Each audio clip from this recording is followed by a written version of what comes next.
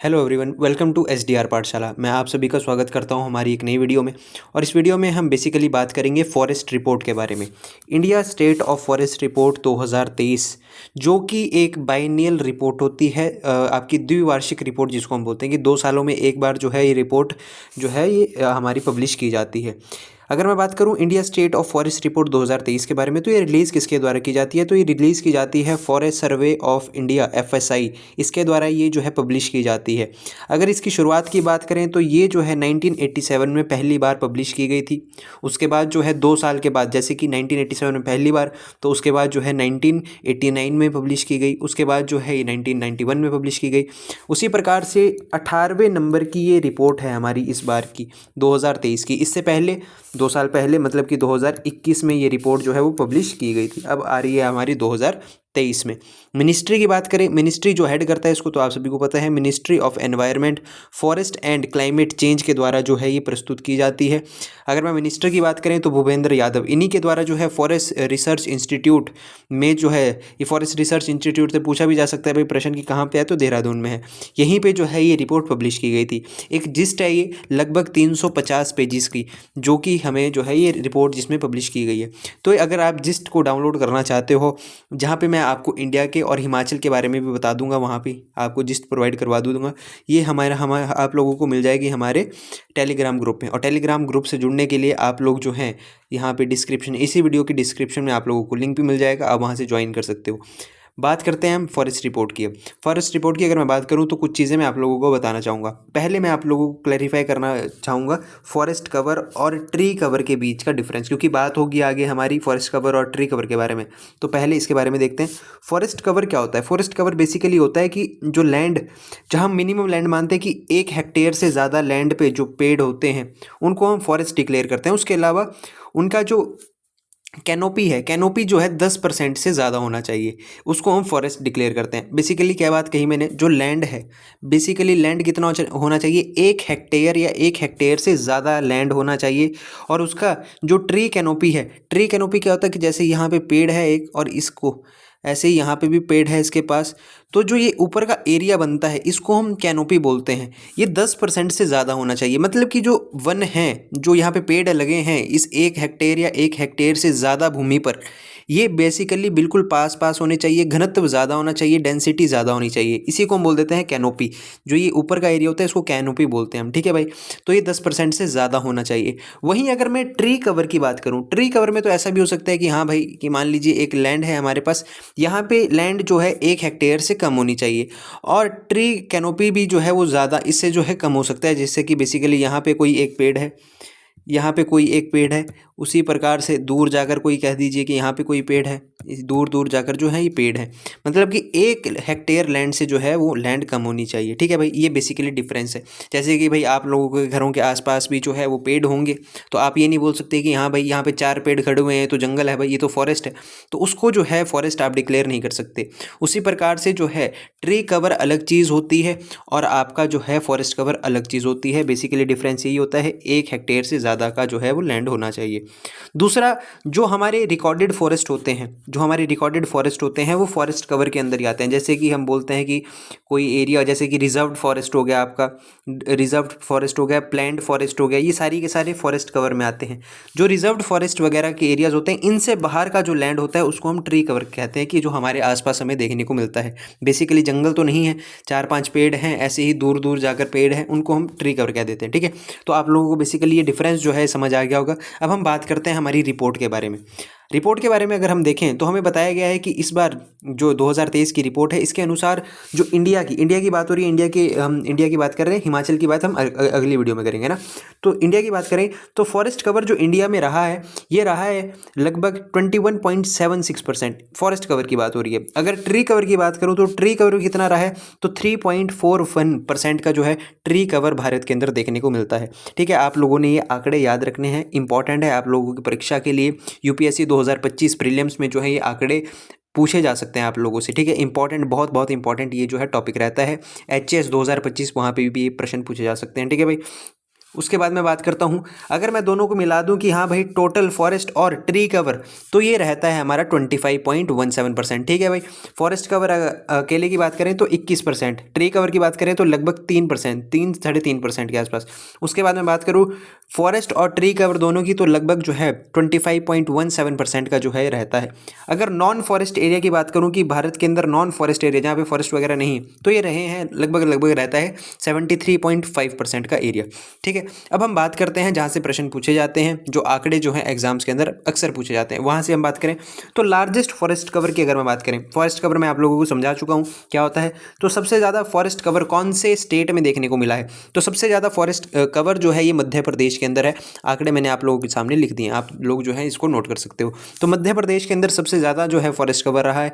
Second number पर आता है अरुणाचल प्रदेश और तीसरे नंबर पर रहता है छत्तीसगढ़। ठीक है भाई।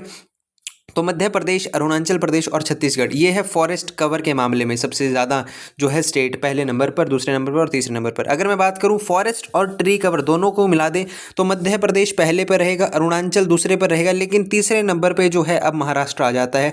छत्तीसगढ़ था केवल और केवल फॉरेस्ट में। अगर फॉरेस्ट और ट्री कवर दोनों को जोड़ दिया जाए तब तीसरे नंबर पर आता है आपका महाराष्ट्र। इंपॉर्टेंट है, आप लोगों को ध्यान में रखना है। बेसिकली नाम तो ध्यान में रखने, आगे के आंकड़े ध्यान में ना रहें तो भी चल जाएगा, लेकिन आप लोगों को जो है स्टेट्स के नाम याद रखने की कौन सा जो है किस स्थान पर रहता है। अगर मैं अकेले बात करूं ट्री कवर की, तो ट्री कवर में अकेले में रहता है सबसे पहले महाराष्ट्र। उसके बाद दूसरे नंबर पर आता है राजस्थान। राजस्थान के अंदर जो है प्लांटेशन को लेकर बहुत सी स्कीम्स रहती हैं और ट्री कवर के अंदर राजस्थान दूसरे नंबर पे पहुंच चुका है। और तीसरे नंबर पे आता है हमारा उत्तर प्रदेश। ठीक है। तो आप लोगों ने ये आंकड़े ध्यान में रखने हैं। उसके बाद मैं बात करूं अगर टॉप 3 स्टेट्स जो कि शो करते हैं maximum increase in forest cover, मतलब कि 2021 में जो पिछली बार रिपोर्ट आई थी उसके मुकाबले में कौन से ऐसे स्टेट्स हैं जहां पे फॉरेस्ट कवर बढ़ा है, जहां पे वृद्धि हमें देखने को मिली है फॉरेस्ट कवर के अंदर, बेसिकली ये बात की गई है। तो सबसे ज़्यादा जो वृद्धि है, सबसे ज़्यादा जो मैक्सिमम इंक्रीज हुआ है फॉरेस्ट कवर के अंदर, तो वो इंक्रीज हुआ है मिजोरम में। कितना इंक्रीज किया है, तो लगभग 242 किलोमीटर स्क्वायर का जो है इंक्रीज किया है। किसके मुकाबले, 2021 की रिपोर्ट के, ठीक है, मुकाबले। नेक्स्ट बात करते हैं, दूसरे नंबर पर रहता है आपका गुजरात और तीसरे नंबर पर रहता है उड़ीसा। अब हम बात करते हैं कि ऐसे भी स्टेट्स रहे होंगे जिन्होंने लॉस किया है, जहां पे डिक्रीज हुआ है फॉरेस्ट कवर के अंदर। ये हमने बात की थी इंक्रीज की, अब हम बात कर रहे हैं डिक्रीज की। तो डिक्रीज के अंदर देखें तो सबसे पहले स्थान पर रहता है मध्य प्रदेश। कितना डिक्रीज हुआ है, तो लगभग 371 किलोमीटर स्क्वायर का जो है डिक्रीज देखने को मिला है। दूसरे स्थान पर रहता है आंध्र प्रदेश और तीसरे स्थान पर रहेगा हमारा तेलंगाना। ठीक है। अब हम बात करते हैं, अभी हमने बात करी जितनी भी ये हमारे आंकड़े थे, ये हमने एरिया वाइज नहीं देखे हैं, हमने सिर्फ सिंपली देखा है कि हाँ भाई सबसे ज़्यादा फॉरेस्ट कवर कहाँ पे है, कौन से स्टेट में है, पहले स्थान पे कौन सा है तो दूसरे स्थान पे। लेकिन अगर मैं बात करूँ उनके एरिया के अनुसार कि हाँ भाई परसेंटेज बता दीजिए मुझे एरिया के अनुसार, जैसे कि मैं आप लोगों को एग्जाम्पल देता हूँ in terms of cover, forest cover with respect to total geographical area, कि लक्षद्वीप पहले स्थान पर रहता है। क्यों, क्योंकि लक्षद्वीप के टोटल एरिया में से 91% जो एरिया है, 91.33% एरिया है, वहाँ पे फॉरेस्ट कवर है। कि उसके एरिया के अनुसार जो उसका 91% एरिया जो है लक्षद्वीप का, वहाँ पे क्या है, फॉरेस्ट कवर है। तो हम बात कर रहे हैं यहाँ पे इन टर्म्स ऑफ परसेंटेज, और हम बात कर रहे हैं उनके रिस्पेक्ट टोटल एरिया की, टोटल एरिया जो स्टेट का एरिया उसकी रिस्पेक्ट में। तब यहाँ पे पहले स्थान पर कौन सा रहेगा, तो लक्षद्वीप जो है पहले स्थान पर रहेगा। कितना है आंकड़ा, 91.33% जो है लक्षद्वीप में जो है फॉरेस्ट कवर रहता है। दूसरे स्थान पर आता है मिजोरम और तीसरे स्थान पर रहता है आपका अंडमान एंड निकोबार। आप लोगों ने ये आंकड़े भी जो है ध्यान में रखने हैं। बेसिकली स्टेट्स के नाम तो बिल्कुल ध्यान में रखने ही रखने, ठीक है। अब मैं बात करता हूँ कि 19 ऐसे स्टेट्स और यूनियन टेरिटरीज़ हैं भारत के अंदर जहाँ पे फॉरेस्ट कवर जो है 33% से ज़्यादा रहता है। मतलब 33% जो है, 33% से ज़्यादा फॉरेस्ट कवर हमारे 19 स्टेट्स और यूनियन टेरिटरीज़ में है। ठीक है। अगर मैं बात करूँ ऐसे 8 स्टेट्स और यूनियन टेरिटरीज़ हैं हमारे भारत के अंदर जहाँ पे फॉरेस्ट कवर लगभग 75% से भी ज़्यादा है। ठीक है। अगर मैं बात करूँ 33% से, मतलब कि मिनिमम हम बात कर रहे हैं 33% से ज़्यादा फॉरेस्ट कवर कहाँ पे, ऐसे 19 ऐसे स्टेट्स और यूनियन टेरिटरीज़ हैं। लेकिन अगर मैं बात करूँ 8 ऐसे स्टेट्स और यूनियन टेरिटरीज़ हैं पूरे भारत में जिनका फॉरेस्ट कवर कितना 75% से भी जो है ज़्यादा रहा है। आप लोगों ने ये आंकड़े भी ध्यान में रखने हैं, पूछे जा सकते हैं स्टेटमेंट फॉर्म में।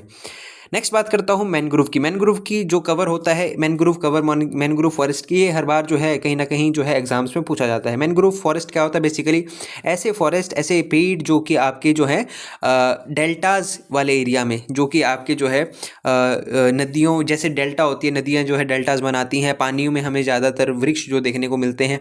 बेसिकली ये रहते हैं हमारे भारत के जो घाट्स वाला एरिया है, जो हमारे कोस्टल प्लेन्स है, यहाँ पे हमें देखने को मिलते हैं। इनको मैनग्रोव फॉरेस्ट बोलते हैं। यहाँ से आंकड़े पूछे जाते हैं।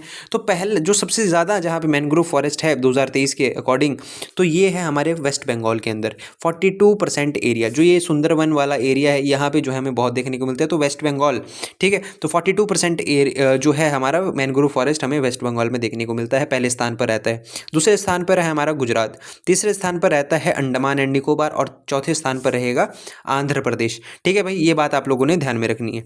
ठीक है भाई, उसके बाद मैं बात करता हूँ टोटल मैनग्रोव कवर पूरे कंट्री के अंदर, पूरे भारत के अंदर कितना मैनग्रोव कवर है। तो ये रहता है हमारा 4991.68 किलोमीटर स्क्वायर। ठीक है भाई, 4991.68 किलोमीटर स्क्वायर का जो है मैनग्रोव कवर है पूरे कंट्री के अंदर, पूरे भारत के अंदर, जो कि परसेंटेज में अगर मैं बात करूं तो केवल और केवल 0.15% है। बहुत बार पूछा गया एग्जाम में ये आंकड़ा, ठीक है, आप लोगों ने ध्यान में रखना है। 0.15% एरिया पूरे भारत का, उसी पर जो है मैनग्रोव कवर है। ठीक है भाई, अगर मैं बात करूं 2021 के मुकाबले, तो लगभग जो है 7.43 किलोमीटर स्क्वायर का जो है वो एरिया कम हुआ है मैनग्रोव का अकॉर्डिंग टू 2023। मतलब कि कहीं ना कहीं 2021 में 7.43 किलोमीटर स्क्वायर जो है ज़्यादा एरिया था मैनग्रोव्स का, और अब जो है 2023 में ये कम हो चुका है। कितना कम हो चुका है? तो 7.43 किलोमीटर स्क्वायर। नेक्स्ट मैं बात करता हूँ हमारे फॉरेस्ट फायर के बारे में। तो सर्वाधिक जो फॉरेस्ट फायर की अगर मैं बात करूँ 2023-24 की बात है ये, तो ये उत्तराखंड में हमें देखने को मिली है। उसके अलावा उड़ीसा दूसरे स्थान पर रहता है, और तीसरे स्थान पर रहता है छत्तीसगढ़। ठीक है, ये बात भी आप लोगों ने ध्यान में रखनी है, उत्तराखंड, उड़ीसा और छत्तीसगढ़। बैम्बू प्लांटेशन की अगर मैं बात करूँ, बैम्बू प्लांटेशन कहीं ना कहीं जो है टॉपिक रहता है, हमेशा न्यूज़ में रहता है ये। ठीक है, इंपॉर्टेंट है। तो टोटल जो बैम्बू कवर है पूरे भारत के अंदर, तो वो कितना है? ये रहता है हमारा 1,54,670 1,54,670 किलोमीटर स्क्वायर का जो है बैम्बू कवर पूरे भारत में रहता है, जो कि इंक्रीज़ हुआ है 2021 के मुकाबले। कितना इंक्रीज़ हुआ है 2021 के मुकाबले 2023 में? तो ये इंक्रीज़ हुआ है 5,227 किलोमीटर स्क्वायर। अगर मैं बात करूँ बैम्बू प्लांटेशन की स्टेट वाइज, तो सबसे ज़्यादा जो हमें प्लांटेशन देखने को मिलती है ये मध्य प्रदेश में देखने को मिलती है। सेकंड नंबर पे आता है आपका अरुणाचल प्रदेश, और तीसरे स्थान पर रहता है आपका महाराष्ट्र। ठीक है, अगर मैं बैम्बू प्लांटेशन की बात करूं, तो सर्वाधिक जो इंक्रीज़ हमें देखने को मिली है बैम्बू प्लांटेशन में, कौन से स्टेट में देखने को मिली है?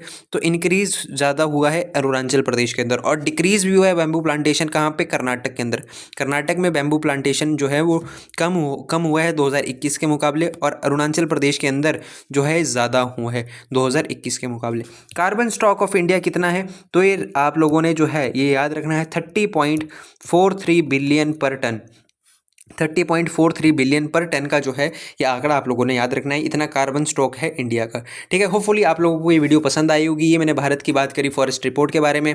अगली वीडियो में बात करूंगा हिमाचल प्रदेश के संदर्भ में। हिमाचल प्रदेश का जो फॉरेस्ट के बारे में जितने भी आंकड़े आए हैं इस रिपोर्ट के अंदर, उन सारे के ऊपर मैं चर्चा करूँगा नेक्स्ट वीडियो में। तब तक के लिए आप लोग जो है इस चैनल को सब्सक्राइब करें, हमारे वीडियोज़ को लाइक करें, शेयर करें, और हर एक बच्चे के साथ जो है इनको शेयर करें जो कि कॉम्पिटिटिव एग्जाम्स की तैयारी कर रहा है। तब तक के लिए जय हिंद, जय भारत।